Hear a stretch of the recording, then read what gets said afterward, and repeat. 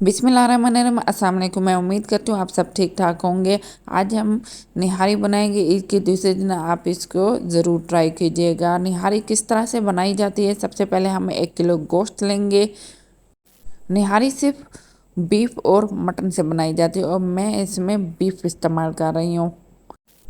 और इसमें अब हम 1 चम्मच सूखी मेथी डालेंगे। निहारी को ज़रा टाइम ज़्यादा लगता है और हम उस हिसाब से इसको बनाते जाएंगे। और साथ ही हम सुरख मिर्च डालेंगे और इसके साथ ही हम हल्दी डाल देंगे। ये मसाले आप कम या ज़्यादा भी कर सकते हैं, जिसको जितने ज़्यादा तीखा चाहिए।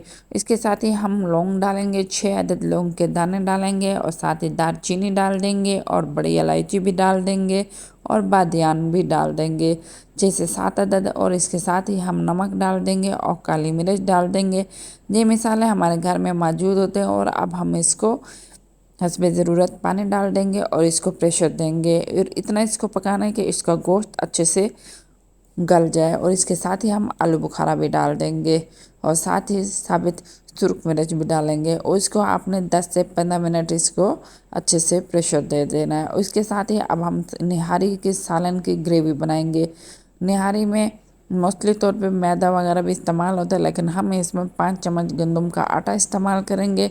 और कोशिश ये कीजिएगा प्योर गंदम का आटा हो। और साथ ही हम बेसन 5 अदद इस्तेमाल करेंगे और इसको खूब अच्छे से भूनेंगे। इतनी प्यारी इसकी खुशबू आती है, आपने अच्छे से खुशबू आने तक इसको अच्छे से भून लेना है। जितनी अच्छी भुनाई होगी इतना ज़बरदस्त ये निहारी तैयार होगी। अब इसको एक अलग से पैन लेंगे और इसके अंदर हम निहारी मसाला डालेंगे। ये निहारी मसाला आप किसी भी कंपनी का इस्तेमाल कर सकते हैं, लेकिन मैंने इसको घर में बनाया हुआ था। इसके इंशाल्लाह आपको इंग्रेडिएंट बताऊंगी। और अब हम इसको आटे को और निहारी मसाले को पहले अच्छे से मिक्स कर लेंगे और इसके साथ ही हम थोड़ा थोड़ा पानी डाल के इसको अच्छे से मिक्स करेंगे। और इतने ज़्यादा इसको आपने मिक्सचर करना है कि इसकी फुटकियाँ बिल्कुल भी ना बने, बिल्कुल भी रोड़ियाँ ना बने। अगर ये इस तरह से बन गई तो निहारी बिल्कुल भी अच्छी नहीं बनेगी।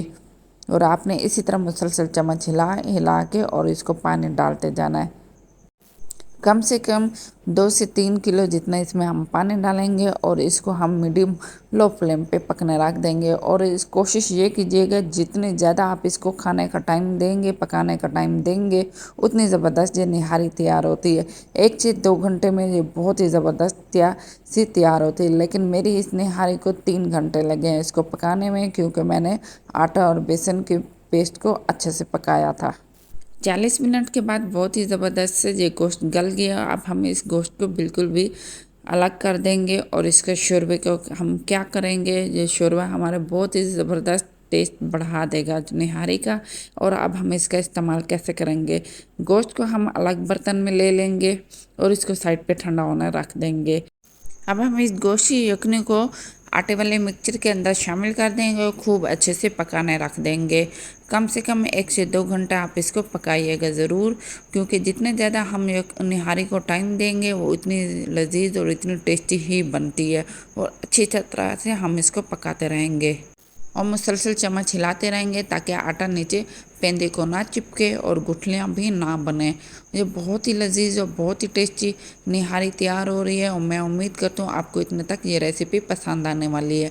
और ये देखें माशाल्लाह बहुत अच्छे से गोश्त ठंडा भी हो गया है और बहुत अच्छे से गल भी गई है। जितने अच्छा गोश्त गला होगा उतने ज़बरदस्त ये निहारी में अच्छी लगती है। अब हम इसके साथ एक पैन लेंगे, पैन में हम प्याज काट के डाल देंगे। प्याज आप किसी भी शेप में डाल सकते हैं, लेकिन मैं इसमें गोलाई में प्याज डाल रही हूँ और इसको लाइट ब्राउन करूँगी। इससे बहुत ही ज़बरदस्त इसका टेस्ट आता है। और आपने इसको हल्का ब्राउन करना है। जिस तरह के आपको सलाद के तौर पे प्याज चाहिए आप उसी तरह लाजम कीजिएगा, इससे इसका टेस्ट बहुत ही ज़बरदस्त आता है। और इसको हम किस तरह से इस्तेमाल करेंगे ये वीडियो के एंड तक आप देखेंगे, आपको बहुत ही ज़बरदस्त लगेगा। इसके साथ ही हम सब्ज़ मिर्च को भी हल्का ब्राउन कर लेंगे, लाइट गोल्डन आने तक इसको पकाना है आपने। और बहुत ही ज़बरदस्त इसकी खुशबू आ रही है।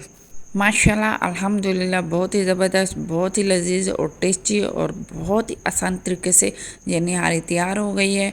और मैं उम्मीद करती हूँ आपको ये रेसिपी पसंद आई होगी, तो आप लाइक शेयर एंड सब्सक्राइब ज़रूर कीजिएगा। हर इलाके की, हर शहर के अपने तरीके की निहारी होती है और हर एक बंदे की अपनी ही रेसिपी होती है। लेकिन अगर आप इस रेसिपी से ये निहारी तैयार करेंगे, मैं उम्मीद करती हूँ आपको ये रेसिपी बहुत ज़्यादा पसंद आने वाली है। इसके साथ ही हम इसमें 1 अदद नींबू डालेंगे, जिससे इसका टेस्ट बहुत ही ज़बरदस्त होता है। और इसके साथ ही हम ये प्याज फ्राई की हुई डाल देंगे और साथ ही सब्ज़ मिर्च भी डाल देंगे, जिससे इसका टेस्ट बहुत ही ज़बरदस्त और लजीज बनता है। मैं उम्मीद करती हूँ आपको ये रेसिपी पसंद आई होगी, तो आप लाइक शेयर एंड सब्सक्राइब ज़रूर कीजिएगा। और ईद के दूसरे दिन को आप निहारी के साथ एंजॉय कीजिएगा। और इस निहारी को आप तंदूर की रोटी के साथ, रोगनी नान के साथ या तंदूरी नान के साथ भी खा सकते हैं।